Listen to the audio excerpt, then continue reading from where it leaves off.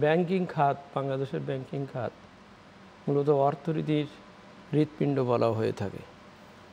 বিগত 15 বছরে, বিশেষ করে শেষের 5 বছরে আমাদের প্রাইভেট সেক্টরের যেসব সাকসেসফুল ব্যাংক ছিল তাদের হঠাৎ করে ক্ষয় রোগ ধরে। যক্ষা, আমি মনে করি যক্ষা আর কি, ক্ষয় রোগ।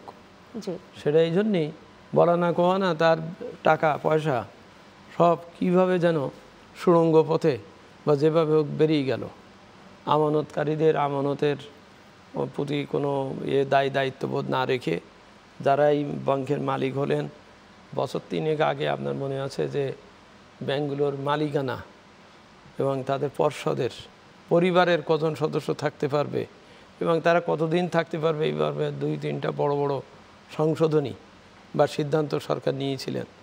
সেই সূত্র থেকে থেকেই এই ব্যাংকের যারা মালিকানা, যারা আমানতকারীর মালিকানা নন, যারা নিজেরা প্লেসমেন্ট শেয়ার বা দিয়ে হয়েছে, তারা এটাকে একদম সম্পূর্ণ নিজেদের ব্যাংক মনে করে এবং তারা এখান থেকে টাকা সরিয়েছেন। তাহলে সেই নিয়মগুলোই কি আসলে সুড়ঙ্গ খননের মতোই ছিল কিনা? অবশ্যই, কারণ সুযোগগুলো করে দেওয়ার জন্যেই এটা। এমনকি গত বছরের আগের বছর পার্লামেন্টে যখন ব্যাংকিং আইনটার একটা সংশোধনী পাস হয়, সংশোধনী ড্রাফটে ছিল না, কোনো জায়গায় আলোচনা ছিল না, পার্লামেন্টে কোনো পাসও হয়নি, আলোচনাও হয়নি, কিন্তু জাস্ট ঠিক যে মুহূর্তে আইনটা পাস হবে তখন জনৈক সদস্য উঠে বললেন এটা 9 থেকে 12 বছর করা হোক, অথচ ওনারা 12 বছর থাকতে পারবেন। এবং ওই কটা কথাতেই দেখা গেল এটা পাস হয়ে গেল। এত বড় একটা প্রভিশন যে পারিবারিক সদস্যরা বা তারা 9 বছর থাকতেন, ওটাই এমনিতেই বেশি একটা আপত্তিকর বা মানে বিশেষ করে খুব ঝুঁকিপূর্ণ শর্ত ছিল। সেখানে হঠাৎ করে জনৈক সদস্য উঠে বললেন যেটা 12 করা হোক, আর স্পিকার বললেন আমি এটা ধরে নিলাম, আমি নিলাম।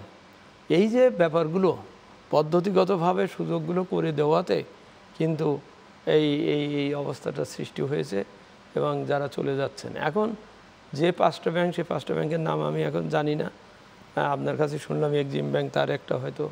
5টা ব্যাংক মূলত বোঝা যাচ্ছে ইসলামিক ব্যাংকগুলো, যেগুলো ইসলামী বিষয়ের, ফার্স্ট সিকিউরিটি ব্যাংক, সোশ্যাল ইসলামী ব্যাংক, ইউনিয়ন ব্যাংক রয়েছে, এর মধ্যে গ্লোবাল ব্যাংক রয়েছে। এই ব্যাংকগুলো ইসলামিক কথা দিয়ে তারা শুরু করেনি, কিন্তু তাদের নামাঙ্কনের ভিতরে ছিল। এবং এই ব্যাংকগুলো নানান কারণের দুর্বিভাগের ভিতরে পড়ে, যেমন সোশ্যাল ইসলামী ব্যাংক, ফার্স্ট সিকিউরিটি ব্যাংকও আছে না? হ্যাঁ, ইসলাম গ্রুপই বোধহয় 4টা ব্যাংক, যেটা ইসলাম গ্রুপ এতদিন পরিচালনা করেছে। ইউনিয়ন ব্যাংক, গ্লোবাল ফাইন্যান্সিয়াল, আমরা কোনো পার্টিকুলার ব্যাংকের নাম উল্লেখ করে এটা করতে চাচ্ছি না, আলোচনা করে করতে চাচ্ছি না, কারণ সেটা ঠিক নামগুলো তো পেপারে আসছে। ঠিক আছে, যাই হোক, এই ব্যাংকগুলো ফার্স্ট সিকিউরিটি ব্যাংকে তাহলে আমরা বলতেই পারি ফার্স্ট সিকিউরিটি ব্যাংক একসময় অত্যন্ত অসুস্থ ছিল।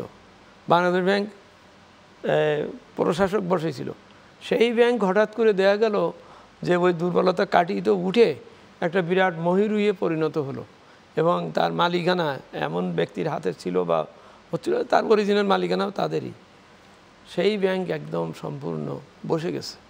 বসে যাওয়াতে এখন মানুষ আপনার চেক দেয়, সেই এফডি পায় না। তো যাও, এই ধরনের ব্যাংকগুলো, তো এখন এই ব্যাংকগুলো একসাথে করা এছাড়া বোধহয়